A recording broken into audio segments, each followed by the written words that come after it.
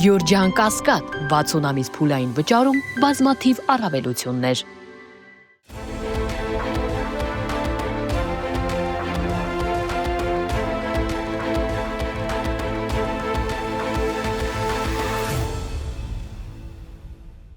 Բարև ձեզ, Մեդիա Հաբի հարգելի հետևորդներ, այսօր Մեդիանալիտիկ հաղորդման շրջանակում հյուրընկալել եմ Հայ ազգային կոնգրես կուսակցության փոխնախագահ Լևոն Զուրաբյանին։ Բարև ձեզ, պարոն Զուրաբյան, շնորհակալ եմ մեր հրավերն ընդունելու համար։ Եվ այսպես, պարոն Զուրաբյան, Նիկոլ Փաշինյանի մոտ նախկին նախագահների այդ բանավեճը այդ գաղափարը ստացել է ինչ-որ հիվանդագին դրսևորումներ։ Կա այդպես բան։ Հիմա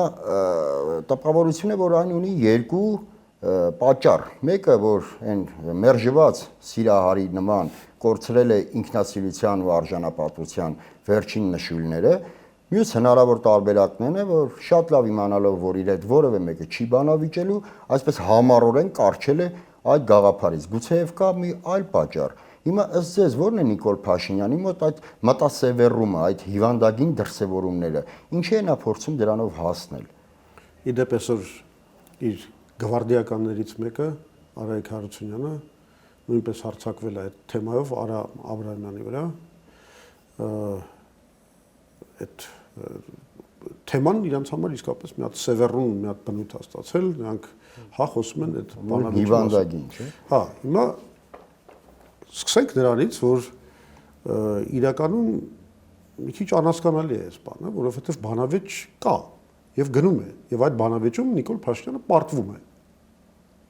Ինչ նշանակում բանավեճ, այսինքն ինքը անպայման ուզում է իր ֆորմատով, այդ բանավեճը կա, չէ՞։ Երեք նախագահները եւ Նիկոլ Փաշինյանը իրենց տեսակետները ներկայացնում են հանրությանը։ Ընդ որում այդ հարցում Փաշինյան Նիկոլը ունի շատ ավելի մեծ հնարավորություններ, քան այդ երեք նախագահներից որևէ մեկը։ Ամբողջ մեդիա նախ իր 4-5 ժամանոց այդ շատախոս մամլո ասուլիսները այդ որոնք հերարցակվում են եւ կրկնապատկվում են, բազմապատկվում են բոլոր կանալներով, տիրաժավորվում է իր խոսքը, այսինքն հարթուկն էլ միացնես, այնտեղից գալիս է Նիկոլ Փաշինյանի ճղճղան ձայնը։ Եվ նա փորձում է բացատրել, թե ինչ է եղել 20 թվականից առաջ, 20 թվականին, հետագայում եւ այլն եւ այլն։ Այսինքն այդ բանավեճի մեջ նա ունի բացառիկ հնարավորություններ, սակայն պարտվում է։ Սակայն այս սևեռուն գաղափարը, որ անպայման իր ուզած ֆորմատով ինքը հավաքի այդ նախագահներին ու իրենց հետ խոսա, նշանակում է հետեւյալը, որ ինքը պարտվում է եւ ինքը ինչ որ ապացուցելու բան ունի։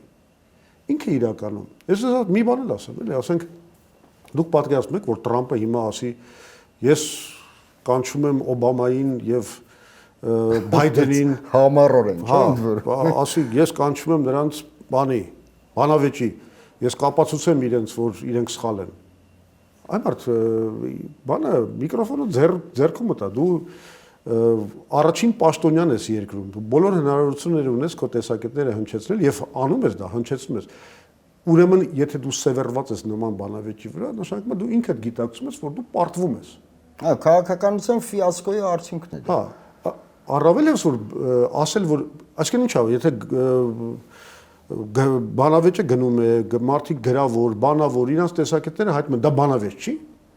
Դե ամենայն հավանականությամբ նա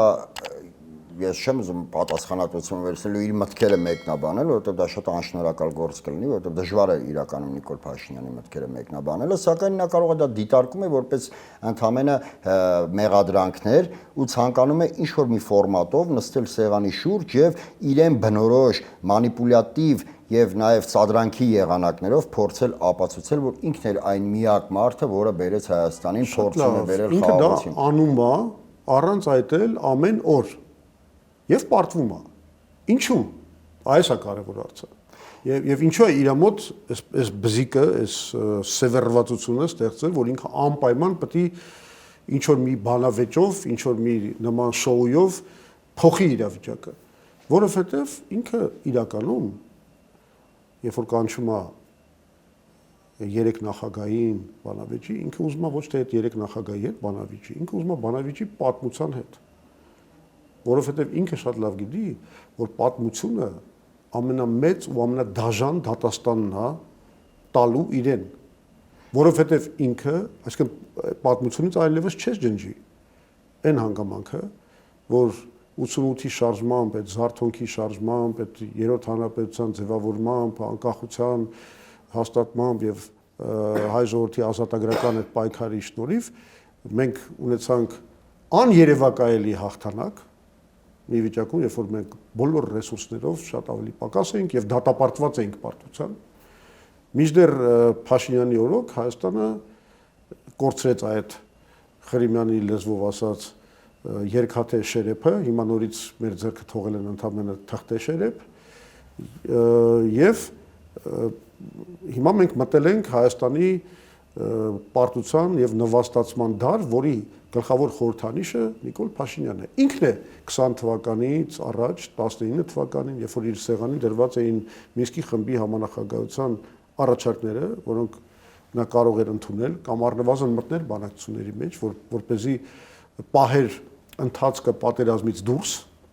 ինքը դա մերժեց, ինքը մերժեց դրա բանակցությունները, ինքը պատասխան չի տվել այդ առաջարկին։ Այ բանակցությունների մասին խոսք գնաց, պարոն Զորաբեկ։ Չէ, մի հատ ավարտեմ ուղղակի, եւ մերժելով այդ բան, ինքը տարավ մեզ դեպի այդ կործանարար պատերազմը, հետո ինչ ասես արդարացումներ գտնում ա, մեկ ասում էր դե ես այդ արեցի, որ հետո ինչ չասեին դավաճան, հիմա մի նոր արդարացման մոգոնել, որ այս հոգոստոսի 23-ին իր ուղերձի մեջ նվիրված անկախության հռչակագրի տոնին կամ օրվանը նա բառացիորեն ասում է, որ ես գիտակցաբար եմ մերժել այդ առաջարկները, որպեսզի կայանա, որպեսզի որտեղ ռազմավարություն, որ կայանա հաշտությունը Ադրբեջանի հետ եւ երկխոսությունը Թուրքիայի հետ։ Այսինքն այդ մարդը ասում է, էդ էլ է սուտ։ Իրականում էդ էլ է սուտ, բայց այդ մի սուտ է, որը հարցերը առաջացնում նաեւ Անդրանիկ Քոչարյանի հեղինակած այդ զեկույցի առումով, որովհետև Անդրանիկ Քոչարյանը արդեն բավականին երկար ժամանակ ուսումնասիրում է 44 օրյա պատերազմի պատճառները, հետևանքները, չգիտեմ, արդյունքները եւ այլն, հանգամանքները եւ զեկույցը գնաց արխիվ։ Հա, ինչի գնաց արխիվ, որովհետև Փաշինյանը օգոստոսի 23-ին ինքնախոստովանական ցուցմունք է տվել, որում ինքը ասում է, ես եմ մերժել այդ բաները, այդ բանակցությունները, բայց երբ որ ինքը գալիս էր հանձնաժողով, ինքը ուրիշ բաներ էր ասում։ Անդրանիկ Քոչարյանի մոտ նստած ինքը ուրիշ բաներ էր ասում։ Հակառակը մենք ամեն ինչ ընդունում ենք, փորձում ենք եւ այլն։ Հիմա պարզվում է, ինքը իրան հերքել է։ Դուք պատահական եք համարում, որ այդ զեկույցը չի ներկայացնում հանրությանը։ Իհարկե ոչ։ Այսինքն, բայց չհասկացանք, այդ մեծ շոուն սարքեցիք, այդ մեղադրանքի բաշխման շոուն սարքեցիք,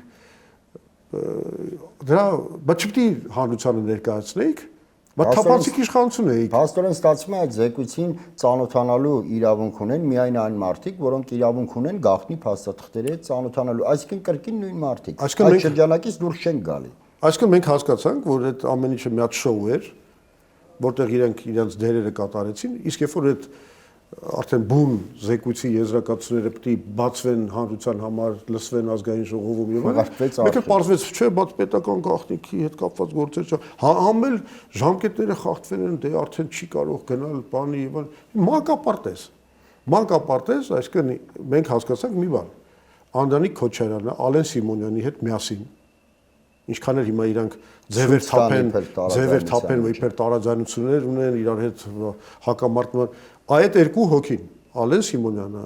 եւ Անդրանիկ Քոչարյանը պատասխանատու են այդ ուսումնասիրության ծածկադմփոցի, այդ պատճառների եւ հանգամանքների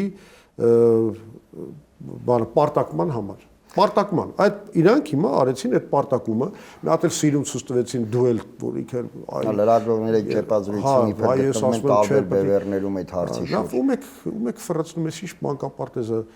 քյասար ասեք, դուք տապալել եք այդ զեկույցը միայն այն պատճառով, որովհետև անհնար է ներկայացնել այդ հանգամանքները հանրությանը եւ չպարզվի, որ Նիկոլ Փաշինյանը գլխավոր մեղավորն է, պատասխանատուն է այդ կործանարար պատերազմի համար։ Ինքը դրանից է վախենում, ինքը պատմության հետ է վեճի մեջ։ Իր համար այդ բանավեճը, որ ինքը պատկերացնում է, ինքը ուզում է պատմությանը կանչի իր մոտ բանավեճի ու պատմության հետ բանավեճի։ Ինքը չի հասկանում, որ պատմության հետ ոչ մեկին չի հաջողվել բանավիճել։ Կամ դու հաղթանակած նախագահ ես, մտնում ես парքի այդ բանի սենյակի կամ парքի ուղի, կամ դու այնպես ինչ որ կաս ողորմելի, անբարոյական, անպատասխանատու մարդ, որի գործողությունները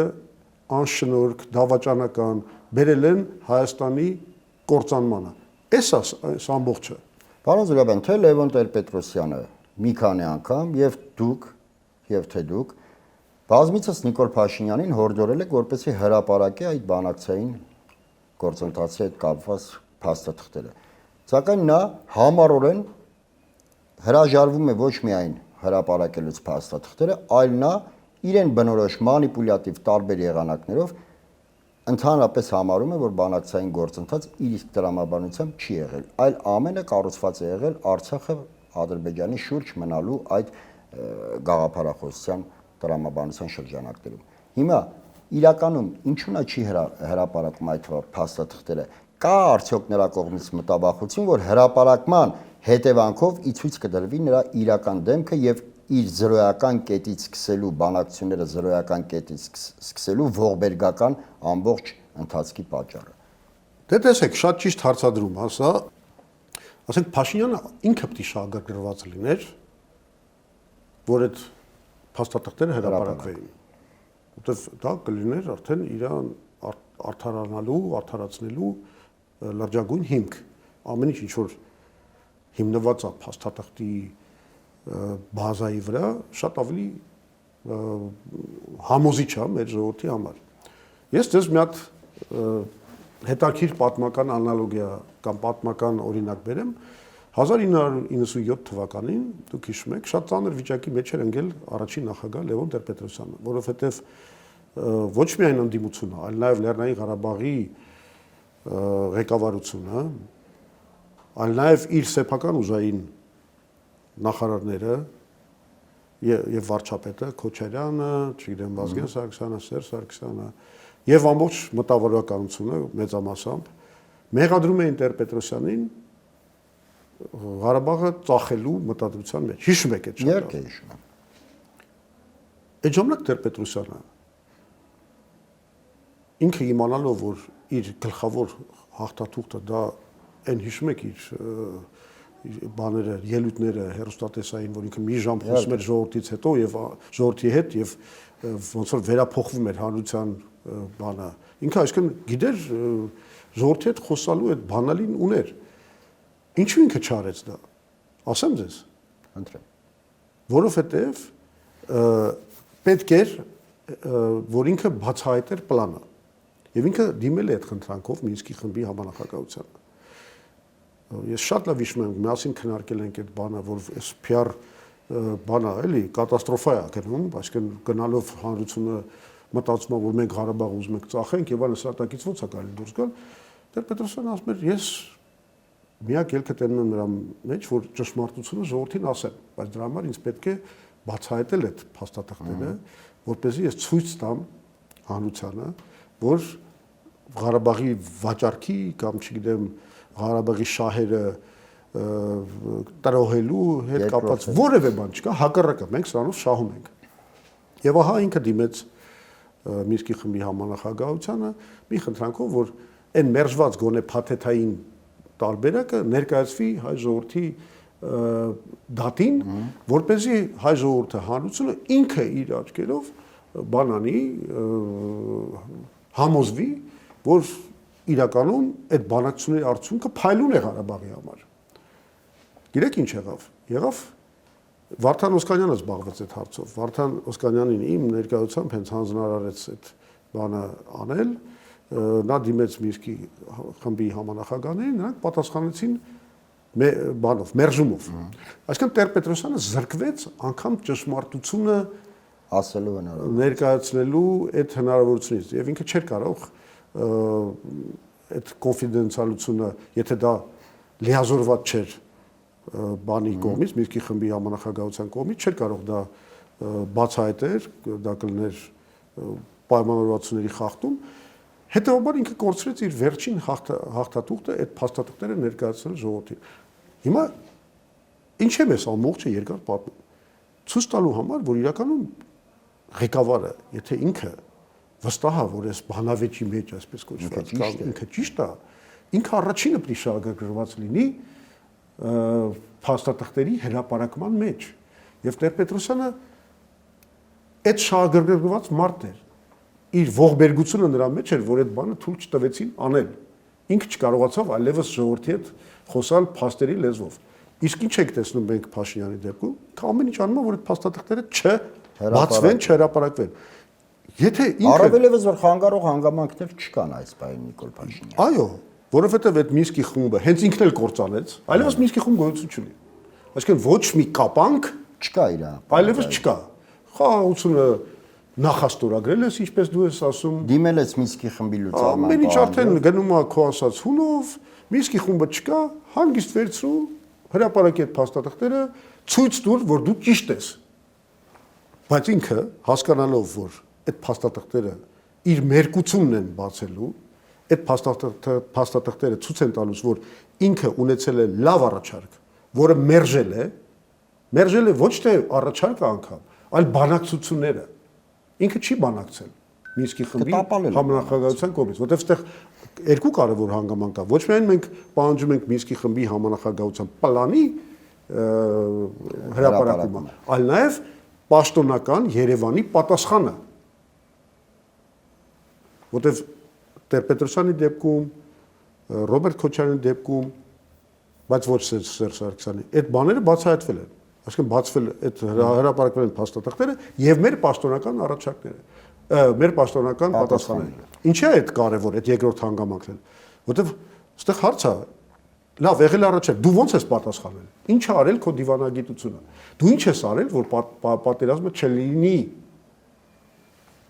Հիմա այս հարցի պատասխանը Փաշինյանը չունի։ Դրա համար էլ չի հրապարակում ու ասում եմ ինքը պետք է լիներ առաջին շահագրգռվածը, ինքը ցույց է տալիս, որ ինքը շահագրգռված չի,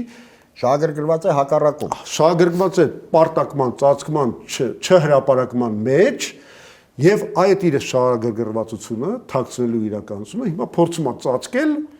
այդ բանավեճի մասին շուխուրով եկել, բանավեճի բան Ինչ բանավեճի չի, այսինքն բանավեճի ժամանակ դու պետք է ասես, ես տենց բան չկա, սենց տենց բան չկա 19 թվի փաստաթղթում ձեր ասածը չկա եւ այլն, առանց որևէ հիմնավորման եւ փաստագրային հիմքի։ Այ ընկեր, դու մի հատ հրապարակի հանրությունը, մեր փորձագետները, մեր հանրությունը, ինտելեկտուալները, այդ ռեսուրսը ունեն ինքնուրույն հասկանալու, թե դու ինչ ես արել։ Այս այնց է ինքը վախենում։ Պարոն Զուրաբյան, Նիկոլ Փաշինյանի մոտ միայն այդ մտածելակերպը չէ։ Նա նույնիսկ ունի մոգոնած գաղափարախոսություն իրական Հայաստան ձևակերպման։ Լավ, ոչինչ որ այդ գաղափարախոսությունը ինքը մոգոնել է, որը ամբողջովին ապազգային է իմ գնահատմամբ, սակայն ամբողջ չարիքը այն է, որ Նիկոլ Փաշինյանը այդ գաղափարախոսությանը փորձում է տալ սահմանադրական տեսք։ Նորանկախ, ամենայն դեպս նորանկախ Հայաստանի պատմության մեջ երբևէ չի եղել դեպք, որ Հայաստանի Հանրապետության ղեկավարը փորձի իր սեփական մոտեցումներին տա սահմանադրական տեսք։ Ստացվում է, որ այսուհետ, եթե Աստված մի արասի այդ ամենը ընդունվի, ես եւ դուք եւ ցանկացած մեկ այլ քաղաքացի, ով ընդդիմանա Նիկոլ Փաշինյանին, արդեն կհրճակվի ոչ թե պարզապես ընդդիմություն, այլ սահմանադրախախտ։ Հələ դա էլ մի կողմ դնենք, որը իրականում ֆաշիզմի երևույթներ է, երբ որ մի անհատի ուղեղում ծնված գաղափարախոսությունը ստանում է օրենքի ուժ, նա նաև այդ ամենով փորձում է հռչակել Հայաստանի 4-րդ հանրապետությունը։ Իհարկե, առանց սահմանադրական փոփոխությունների հնարավոր չէ ոչ Հայաստանի 3-րդ հանրապետության էջը համարել փակված ամենայն դեպս ըստ իրեն, ոչ էլ հռչակել Հայաստանի 4-րդ հանրապետություն։ Հիմա Ինչ պետք է մենք անենք Հայաստանի քաղաքացիները, ընդդիմադիր ուժերը գլխավորապես, որպեսզի թույլ չտան այդ սահմանադրական փոփոխությունները, որովհետև իմ կարծիքով դա կփակի ոչ թե միայն Հայաստանի Հանրապետության, պարզապես երրորդ հանրապետության էջը, այլ ընդհանրապես Հայաստանի Հանրապետության էջը առհասարակ պատմության թաթերաբեմից, որոնք են մեր քայլերը, քաղաքական ուժերի քայլերը, հատկապես որ նախադրյալները նա արդեն ստեղծել է սահմանադրական դատարանով, ուժը կորցրած է համարել անկախության հռչակագրի դրույթը մեր սահմանադրության մեջ։ Իհարկե, ներողություն շարունակեմ, իհարկե այդ ամենը արվում է Ալիևի թելադրանքով, սակայն Նիկոլ Փաշինյանը դա գեներացնում է որպես Հայաստանի Հանրապետության ներքին քաղաքական օրակարգ։ Երեք Նիկոլ Փաշինյանը մի գրառում է արել, գրառում չէ, այս ինչ որ մի րոպե մի բան ասեմ, չէ՞, այդ։ Հա, մի րոպե մի բան ասեմ, կարծեմ 4-րդն էր, թե արդեն տենց սերիալ է գնում, նոր ձև է ընտրել, ժողովրդի հետ շփվելու, կարճ ինչ որ մեկնաբանություններ է տալիս, եւ այդ մեկնաբանության գլխավոր միտքը հետեւյալն էր, որ երրորդ հանրապետությունը հիմնված էր կոնֆլիկտի վրա, իսկ չորրորդ հանրապետությունը հիմնված է լինելու խաղաղության վրա։ Ես անմիջապես պատասխանեցի նույն Facebook-ով ֆեյքազերծում անվանման տակ, որ իրականում երրորդ հանրապետությունը հիմնված էր զարթոնքի եւ հաղթանակի վրա, իսկ չորրորդ հանրապետությունը ուզում է հիմնվել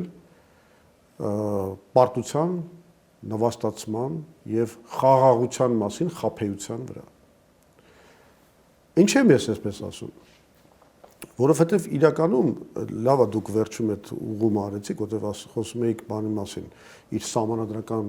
փոփոխությունների նկարտումների մասին, դա իր նկարտումները չեն։ Ալիևի պարտադրանք։ Դա Ալիևի նկարտումներն են։ Հենց խնդիրը սա է, որ իբր ինչ որ չորրորդ հանրապետություն ստեղծելու, մի լրիվ նոր որակի հանրապետություն ստեղծելու այդ շղարշի տակ սիրուն ուպակովկա են ստեղծել, դրա համար, որ ընդհանրապես թաքցեն մեզնից մի ճշմարտություն, սահմանությունը փոխվում է միայն մեկ նպատակով, որ այդ սահմանությունից հանվի անկախության հռչակագրի վրա հղումը, ինչպես դա պահանջվում է Ալիևի կողմից, եւ որ նոր հոդվածներ մտցնեն սահմանադրության մեջ, որտեղ կզետեղվեն նաեւ հղումները Ադրբեջանի ու Հայաստանի միջև այս նախաստորագրված խաղաղության պայմանագրի վրա, ընդ որում նաեւ այն դրույթները, որոնք պարտավորեցնում են կողմերին պայքարել անջատողականության, ծայրահեղականության եւ այլն այս բաների հետ։ Այսինքն սա իրականում Ադրբեջանի պարտադրանք է, ինչը նշանակում է, որ այն ինչ որ փորձում է Նիկոլ Փաշինյանը սիրուն փաթեթավորել չորրորդ հանրապետության այդ փաթեթավորման տակ, դա իրականում ադրբեջանական հանրապետության ստեղծումն է Հայաստանում։ Այսինքն վասալային մի պետության, որը այսուհետև ապրելու է այնպես, ինչպես դա ցանկանում է Իլհամ Ալիևը։ Այսինքն մի պետություն, որտեղ լինելու է Զանգեզուրյան միջանցք։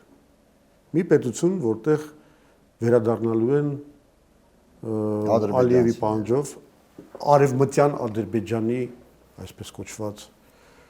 ադրբեջանցիները ապրելու, որտեղ բացվելու են ադրբեջանական դպրոցներ, որտեղ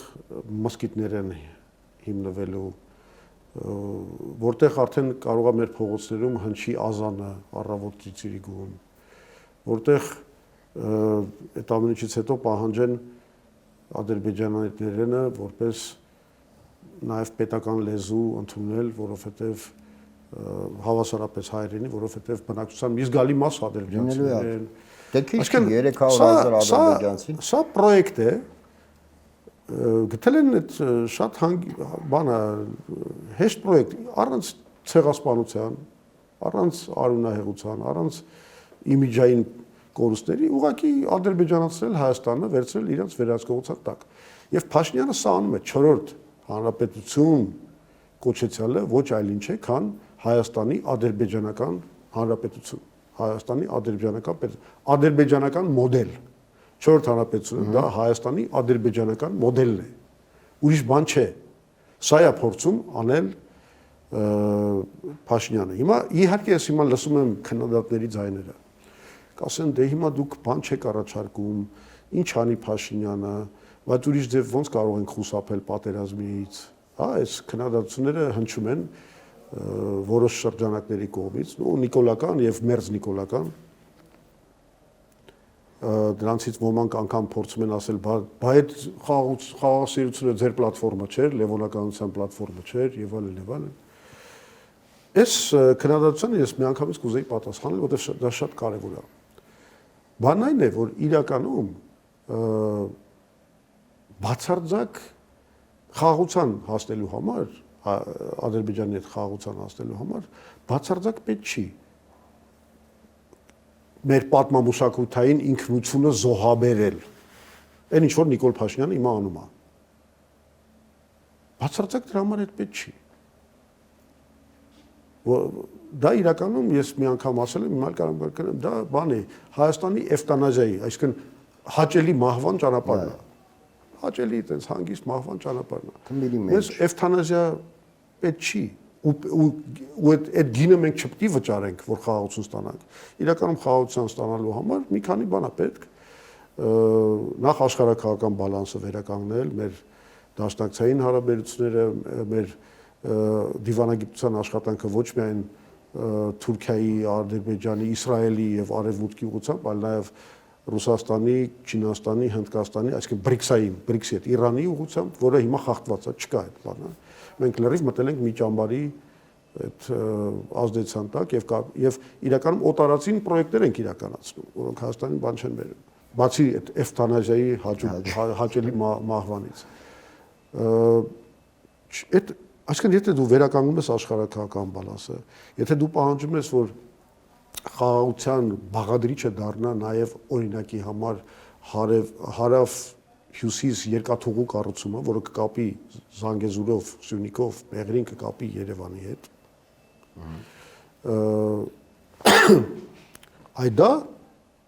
Այդա կբերի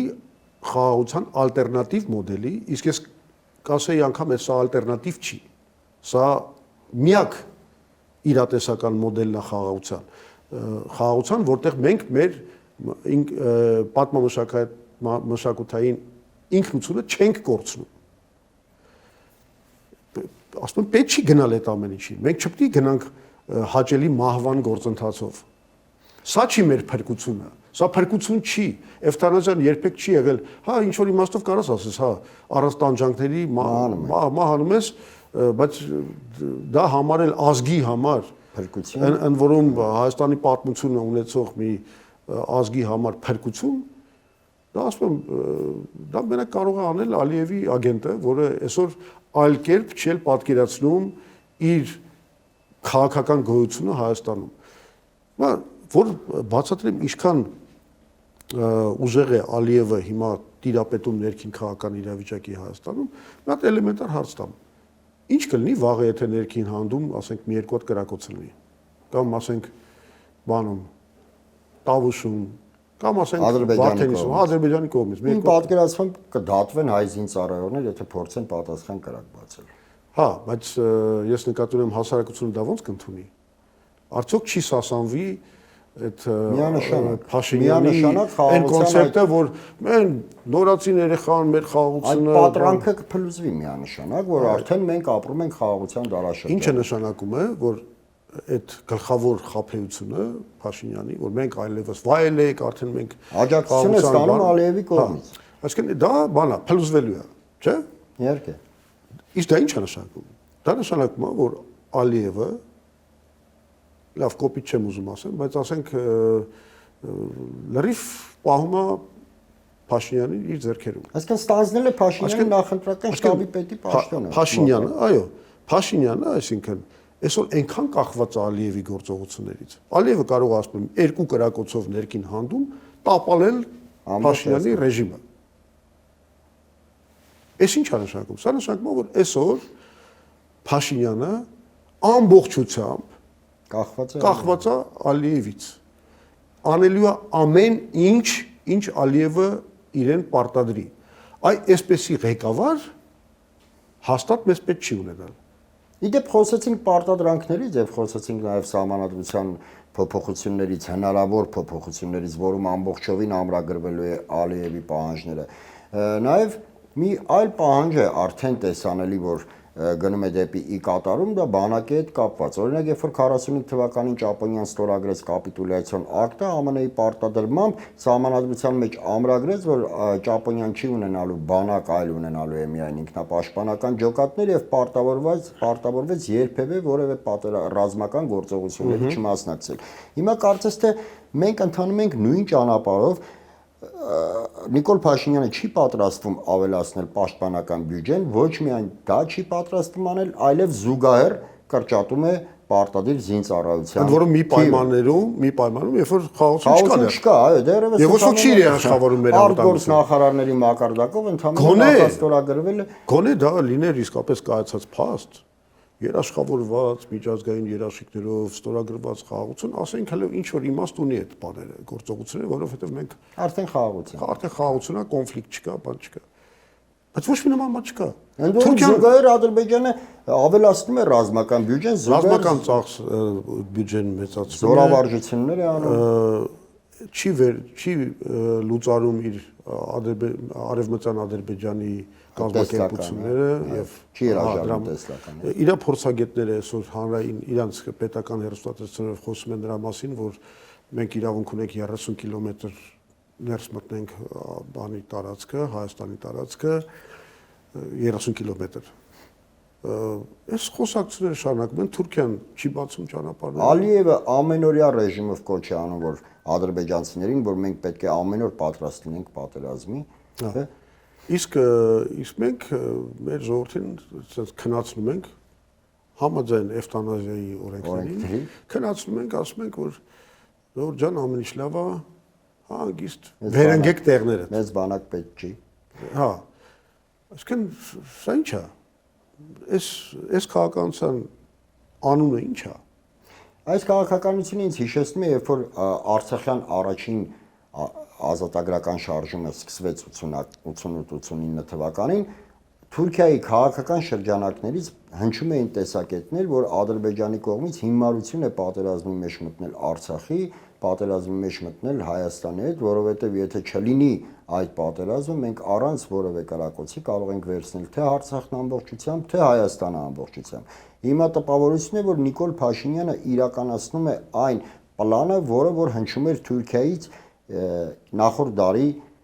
80-ական թվականների վերջերից։ Համաձայն չեք այդ մոտեցմանը։ Այս արդեն ասացի, որ Փաշինյանը դարձել է Ալիևի գործիքը։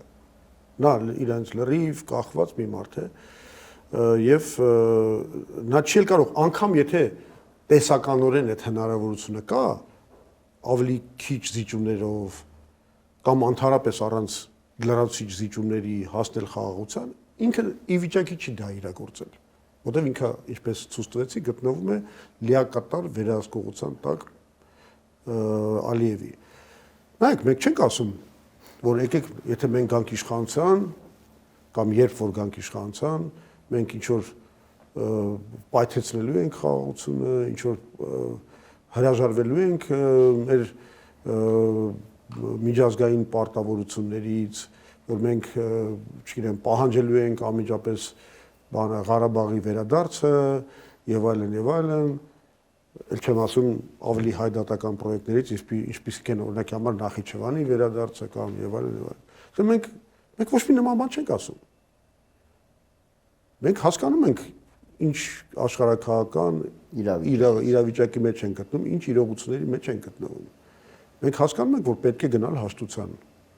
Ադրբեջանի հետ, Թուրքիայի հետ, որ այո, պետք է գտնել լուծումներ, որոնք թույլ կտան իրենց կոմունիկացիաները նաև Հայաստանի տարածքով։ Բայց մենք ասում ենք հետևյալը, եթե իրականացվի բացառապես այդ տրիպը, կամ Զանգեզուրի միջանցքը, իսկ իրականում հա, անունը դրել են դրի, բայց ու կռվում են իմ անունների համար, չնայած բովանդակությունը չի փոխվում, բովանդակությունը այն է, որ Թուրքիան Ադրբեջանի հետ միասին ստանում են հնարավորություն օգտագործել հայկական տարածքը իրանց ուղիղ կապի համար եւ անվերահսկելի անխոչնդոտ կապի համար։ Հիմա սա ինչ է խնդիրը։ Մեզ ասում են հա դուք ունենաք փոխադարձ օգուտներ։ Ասենք կբացվեն ինչ-որ ճանապարհներ, նաև Ադրբեջանում, մենք էլ Ադրբեջանի միջոցով կարողանանք առևտուր անել եւ կկարողանանք այդ երկաթուղին միգուցե էլ վստահ չեմ, բայց օգտագործել նաև մեր բեռնափոխադրումների եւ ուղևորական փոխադրումների համար, որի գառանտիան չունենք, դա էլ ասեմ։ Բայց այստեղ մոռացվում է մի կարևորագույն իրողություն։ Եղբայր, ստացվելու է մի իրավիճակ, եթե այս ամեն ինչը աշխատի, եթե աշխատի, ես էլ չեմ խոսում նրա մասին, որ աշխարհակական ռումբեր կան դրա տակ, այդ կարող է պայթի ոչ Ռուսաստանը, ոչ Իրանը, ոչ էլ Չինաստանը, Հնդկաստանը գող չեն այս լուծումներով, սա միակողմանի է իրանց համար։ Բայց ես ասում եմ, ասենք աշխատեց սա։ Ստացվել է մի բան։ Մեր բոլոր փոխադրման ճանապարհները երկաթուղային անցնելու են կամ Թուրքիայի կամ Ադրբեջանի տարածքով։ Այդ հիմա ունենք Վրաստանով դեպի Սև ծով, բայց դա շատ քիչ է։ Մենք պետք է բոլոր ուղղություններով ունենալ երկաթուղային կապուղիներ եւ այս լուծմամբ ստացվում է, որ այդ բոլոր երկաթուղային կապուղիները լինելու են, անցնելու են կամ Թուրքիայի կամ Ադրբեջանի տարածքով, ինչը մեզ դրնում է, հələ քաղաքանը մի կողմ դրենք, որ ասում եմ, այն պահանջները, որի մասին խոսում ենք, որ Ադրբեջանը դրել է մեր վրա, ինքը կունենա լծակ մշտապես օգտագործելու իր պահանջները իրականացնելու, ինքը նաև տնտեսական լծակներ ունի մեր վրա ազդելու, որտեղ կստացվի, գիտեք ինչ, երբ որ դուք ուրիշ տարբերակ չունեք փոխադրման համար, դուք չեք էլ կարող սակարկել օրինակ համար տրանզիտի գնի, հա, տրանզիտի գնի մասին։ Ինչ կուզեն, ինչ գին կուզեն կդնեն ու ոչ միայն ինչ գին կուզեն կդնեն, այլ նաև մշտապես դա կօգտագործեն որպես քո վրա ճնշման գործիք։ Ամեն րոպե Ադրբեջանը կարողանալու է մեզ մոտ տնտեսական մի հատ ճգնաժամ իրականացնել, այսինքն դա լինելու է Հայաստանը պայթեցնելու գործիք։ Բացարտակից ո՞նց ենք դուրս գալու։ Այստեղ է, որ մենք գալիս ենք մեր առաջարկով, որը ասում եմ իրատեսական խաղաղության միակ առաջարկն է, որն է օգտագործելով BRICS երկրների ներգրավվածությունը եւ մասնակցությունը ստեղծել միջազգային կոնսորցիում, որը գումարած այս ուղուն, տրիպի ուղիա թե ինչա, կստեղծի նաեւ հարավ-հյուսիս բանը, երկաթուղային միջանցքը, որը միացնի Մեղրին, Զանգեզուրով, Երևանի հետ, որը կստեղծի արդեն Հայաստանի համար իսկապես ինքնիշխան ու իսկապես տնտեսապես շահավետ վիճակ, որովհետև եթե սա ստեղծվում է, մենք ունենում ենք ամեն անգամ ընտրություն, բեռնափոխադրումներ անել Ադրբեջանով, Թուրքիայով, թե շրջանցելով Ադրբեջանն ու Թուրքիան։ Սա մեր անկախությանը նպաստում, սա մեր տնտեսական զարգացմանը նպաստում, սա նպաստում է նրան, որ դու կարող ես սակարկել, իջացնել գները, ու սա նպաստում է նրան, որ Թուրքիան ու Ադրբեջանը զրկվում են քո վրա տնտեսական ինչ-որ շրջապատման գործիքներով ազդելու այդ հնարավորություններից։ Այս ենք մենք առաջարկում, եւ այստեղ մեծ թեստ է, դա էլ ասեմ, որովհետեւ այս իշխանությունները ոչ մի ձև չեն արտահայտվում այս մեր բանի, մեր առաջարկի նկատմամբ։ Բան չեն ասում։ Որովհետեւ շատ լավ հասկանում են։ Աջակցել չեն կարող սա ворթեգրել, որովհետև իրենք իրականում խոստացել են բացառիկ միջանցք 99 տարով խոստացել են ադրբեջանա-իսրայելական շրջանակներին, որ իրանք այս միջանցքը պետք է տան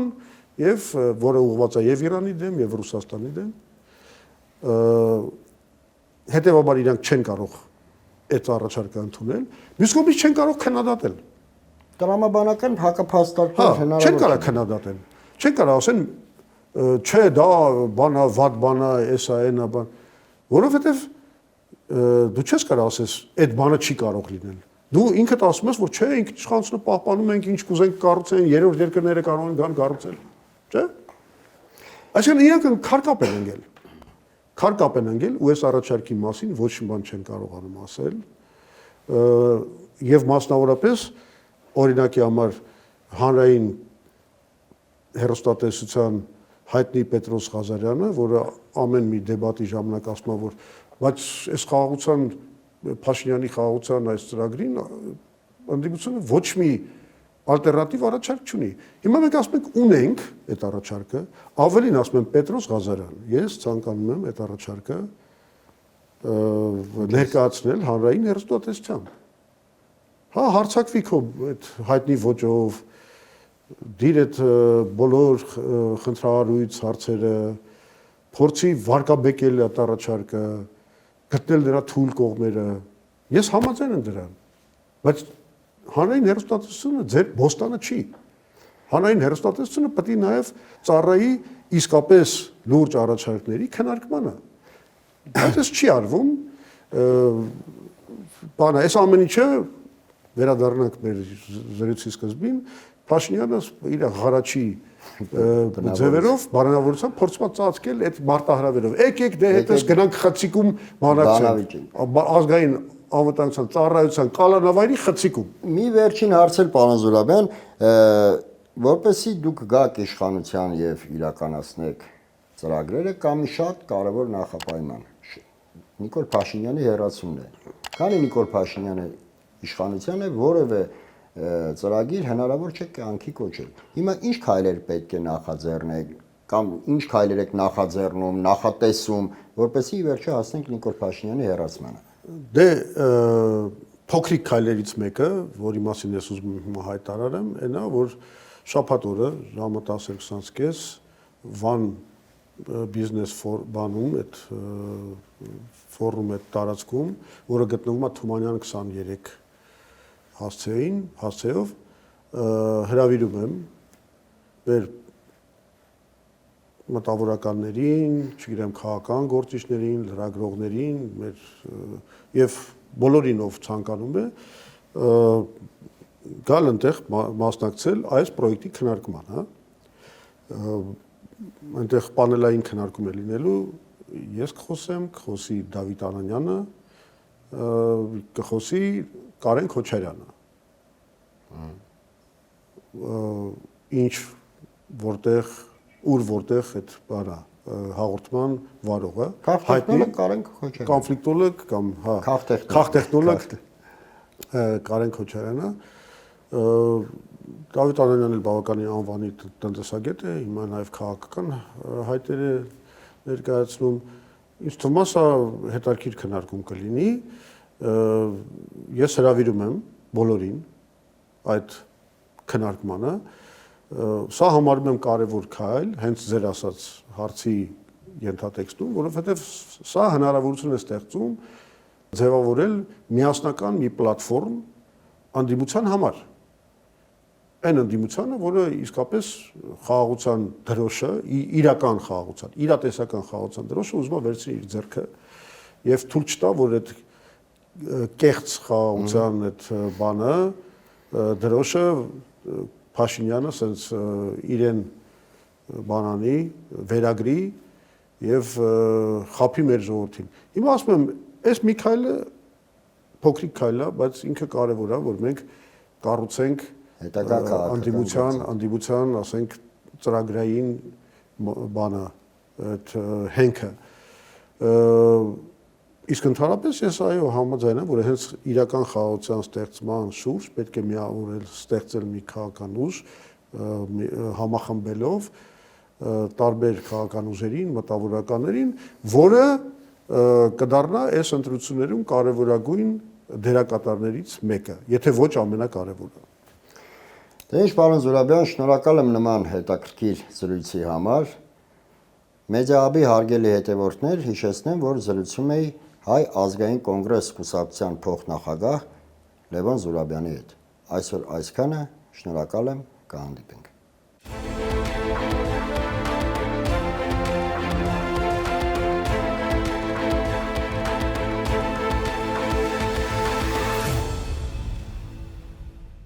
Գյուրջան Կասկադ 60 ամիս փուլային վճարում բազմաթիվ առավելություններ։